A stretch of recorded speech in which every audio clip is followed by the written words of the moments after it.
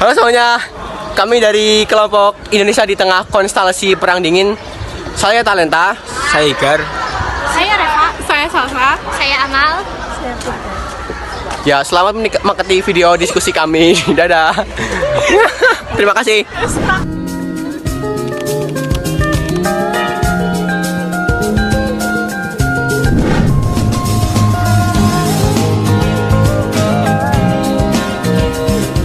Kalian pernah mikir nggak gimana ya posisi Indonesia waktu perang dingin dulu? Kita kan baru merdeka, terus tiba-tiba dunia kebagi dua antara Amerika Serikat sama Uni Soviet. Gimana ya, itu kan perang antara kapitalisme dan komunisme ya. Amerika sama Uni Soviet lagi rebutan pengaruh, negara-negara lain banyak yang ditarik-tarik buat ikut. Tapi Indonesia waktu itu nggak langsung memilih salah satu. Betul, kita waktu itu pinter juga, netral gitu. Soekarno lebih memilih memihak, bikin gerakan non-blok dan nggak cuma ngomong doang, tapi benar-benar nerapin gerakan non-blok. Oh iya, lanjut itu waktu perang dingin kan, itu pas kapan sih tepatnya? Perang dingin dimulai 1947, nggak lama setelah Perang Dunia I berakhir. Non-blok itu baru digagas tahun 1961, tapi embrionya itu dari konferensi Asia Afrika yang kita adain di Bandung tahun 1955. Konferensi itu yang bawa-bawa negara Asia sama Afrika buat duduk bareng, ngomongin masalah kemerdekaan, perdamaian, dan ya gimana caranya nggak kejebak sama drama Amerika Uni Soviet. Jadi gini loh, Amerika sama Uni Soviet itu nggak langsung perang, tapi kayak lewat proxy wars, propaganda, dan bantuan ekonomi buat narik negara-negara lain. Indonesia waktu itu dipandang strategis banget, tapi kita nggak mau ikut-ikutan, jadi ya bikin non-blok buat jaga jarak.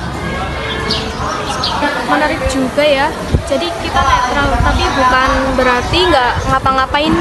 Kita justru aktif mengumpulkan negara lain buat ikut dalam gerakan ini.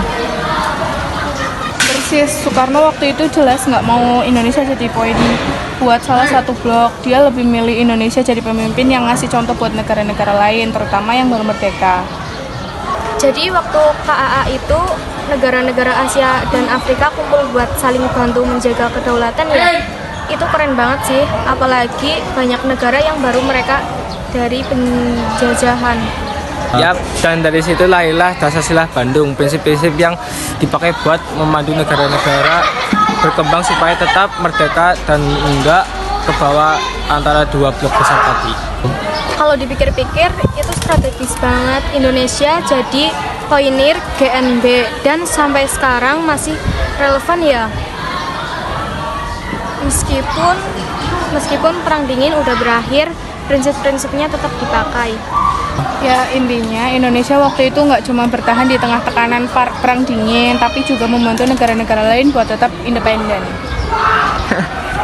Dan itu lewat soft power bro, bukan perang, bukan senjata, diplomasi, pertemuan, prinsip-prinsip itu warisan penting banget dari Indonesia di kancah dunia. Setuju.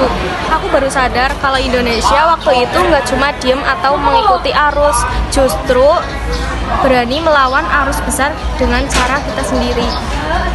Betul, dan itu nggak mudah. Tapi ya Indonesia punya posisi yang kuat dalam sejarah dunia, bukan cuma jadi penonton.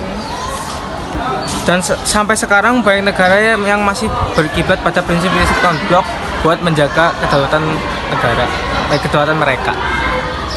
Hebat juga ya sejarah kita. Jadi buat kita yang hidup sekarang bisa belajar banyak dari posisi Indonesia di masa perang dingin. banget.